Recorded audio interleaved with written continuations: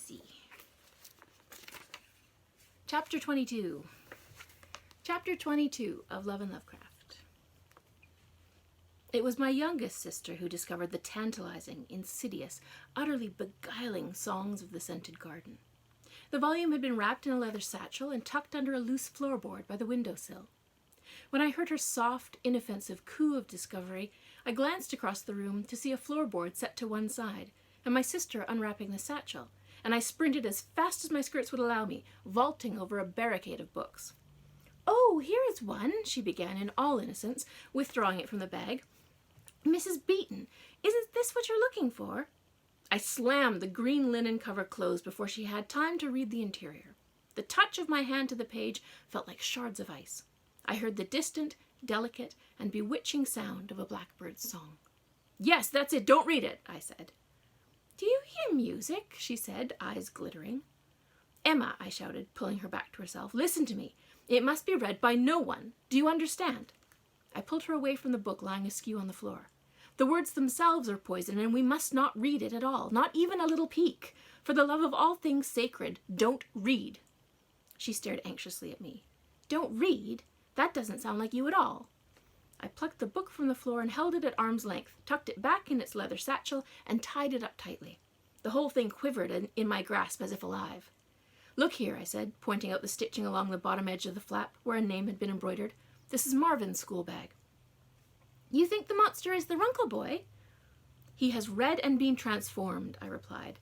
"We must get this back to Northwich Hall as fast as we can."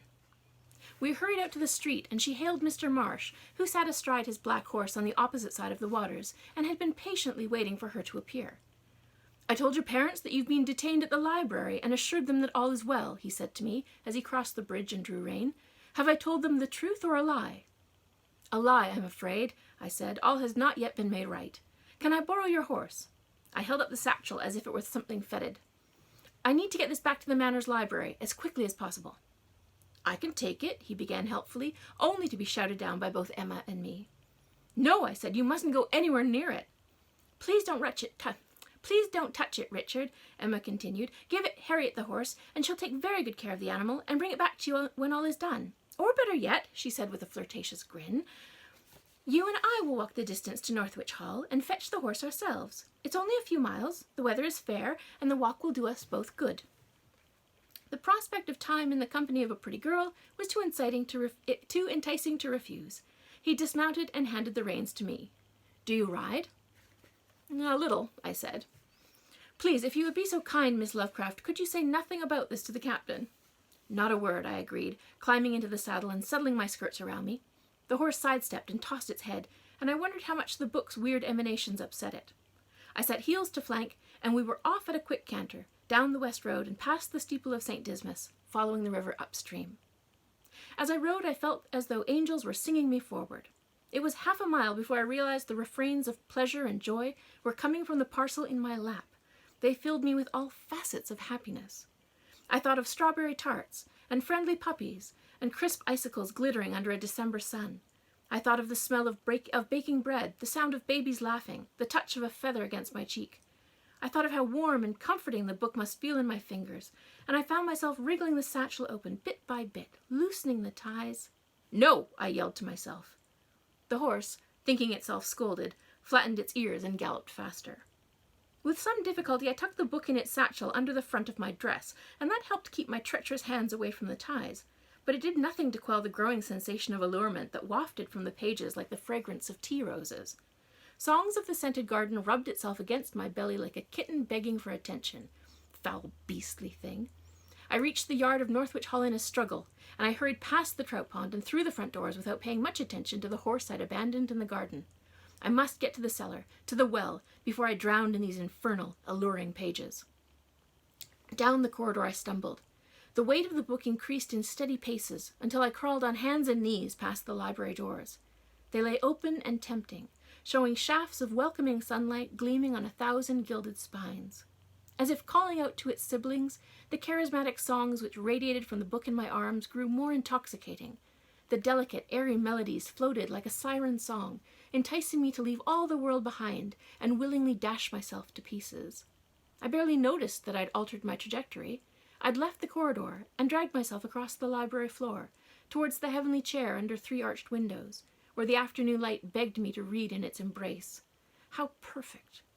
The harmonies increased in volume and refinement, and by the time I reached the chair, my vision was swimming and my mind was wrapped in a stupor. Oh, how I fought it! I wanted nothing more than to open the drab olive-green cover and read the poems contained within, lap them up like a cat with a saucer of silky cream. Songs of the Scented Garden assured me that we had been made for one another, a perfect match. Was I not drab on the outside, too? Knowing the caliber of my passions, it urged me to imagine all the glorious dreams contained within its pages, a carousel of light and music to drown away all sorrows. I would welcome them into the very cellular fiber of my body, integrate their ideas with my own, and lose myself to their timeless stories. I was going to fail. I knew it in my heart and my bones. I dragged myself into the chair, and the songs had grown too alluring for me to withstand. I realized I'd forgotten why I wasn't supposed to read it, and I could even feel myself forgetting that I'd forgotten. I ought to read this book, no? Wasn't that why I carried it so far? There could be no other reason for me to be sitting in a library holding a book. I tore the satchel off, held the worn cover in my hands. A shiver of anticipation trembled through Songs of the Scented Garden and skittered into my fingertips. It hungered to possess me completely. And oh God, how I longed to be possessed. And then, as I began to open the book, a heavy weight slipped over my upper arm, burrowing under my sleeve and between my breasts, nestling up the length of my neck and curling around to the soft, sensitive space behind my ear. A single sucker placed one delicate kiss there. Emotions, real and solid and living, flooded through me. Strength, resolve, and resistance. And like a drowning swimmer breaking the surface of the water, I gasped for breath as Nate took the satchel in one tentacle, the book in another, and held me close to his body with a third. Emboldened with a sense of purpose, he shoved the book into the bag and tossed the satchel with a flick of his tentacle across the library where, after a long arc, it thumped unceremoniously on the upper balcony. Sense and reason returned to me in a rush. "Burn it," I croaked. "Burn them all, just to be sure." But he refused. Instead, cradling me tightly, he retreated from the library, slamming the doors shut, and carried me to the corridor. "You have saved me," I whispered to him. Oh, such euphoria he felt, a heady mix of pride and satisfaction and gladness, along with a dash of swashbuckling amusement at being a hero. It made me swoon. As I roused from my stupor, I felt a sickening disappointment rise in my throat. "Songs of the Scented Garden is back, but its devil still roams free," I replied. "Its concepts remain unleashed. I don't know how we can contain it. How does one stop an idea once it runs rampant?" Nate was not so hopeless as me. He had within him a fount of positivity that I had never before sensed in another human being, and I tried to glean faith from it. Those amber eyes sparkled. His skin flushed from glass green to silver with streaks of burgundy. "Honestly, I don't know what you're trying to say," I said in frustration. He shook his head until his eyes wobbled, and suddenly there were 3 or 4 tentacles wrapping themselves around my bare legs, and another 2 snaking through my sleeves to snuggle against my bare skin. At first I thought this to be highly inappropriate behavior, but then I realized his motives were completely practical. Nate was doing his best to place the most contact between our skin in the hopes of communicating more fully. He pressed me against him, and I laid my cheek against his, and closed my eyes as my feet were lifted off the ground. "It will not leave Dunham." "No," I whispered, "why not?" "The Eidolon will want its book. The songs will not let its devoted servant go." I peeled my face back an inch, shaking my head as I tried to comprehend his certainty. "But you were not made a servant of the book that ensnared you," I said. I heard him give a breathy sigh, and the tip of one tentacle gently brought my head close again. Fire. Horrible, dreadful, cleansing, liberating fire that simultaneously broke his enslavement to the book and consigned him to this terrible form for as long as he lives. His opinions on the matter were terribly complex. In one swoop, he was thankful to be free of the book's influence, grateful to have retained his mind, but heartbroken to be trapped in its curse and forever severed from all of human society. And if his ability to keep his wits and will were any indication, his particular book had been far less powerful than the 2 that were currently trapped in the basement, or the 3rd abandoned in the library. Songs of the Scented Garden had existed for centuries, handed down from one tragedy to another. If it could be easily destroyed, it would have been generations ago. He felt remorse for all that he'd brought to Dunham County. John Posey brought the books to Dunham, I reminded him, and your half-brother lost one. I don't hold you responsible in the slightest. He didn't agree that he was entirely blameless, but was content to let the matter rest. I still felt weak about the knees, so he carried me to the front room and set me down upon the marble floor, and I leaned against him, entangled in a multitude of slithering limbs. As the squares of sunlight progressed across the windows, we simply lay together in mutual comfort, sharing our hushed thoughts back and forth across the contact of our skin.